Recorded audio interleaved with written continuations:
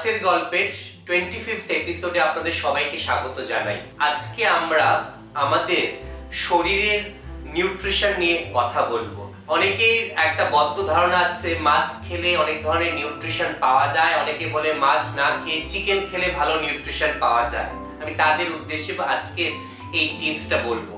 যারা জিম করতে ভালোবাসেন, যারা শরীর গঠন করতে ভালোবাসেন, তাদের জন্য বলবো যে প্রোটিন সোর্সের আমরা অল্টারনেটিভ খুঁজতে থাকি।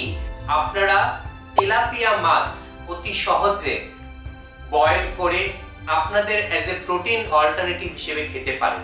Tilapia omega 3 fatty acid rich হওয়ার কারণে, লেস কোলেস্টেরল হওয়ার কারণে তার কোনো বাহ্যিক প্রতিক্রিয়া শরীরে নেই এবং সহজপাচ্য হওয়ার কারণে শরীরের গঠন সুন্দর করতে এবং শরীরের গঠনের বিল্ডিং ব্লক তৈরি করতে তেলাপিয়া মাছ খুব ভালোভাবে সাহায্য করে।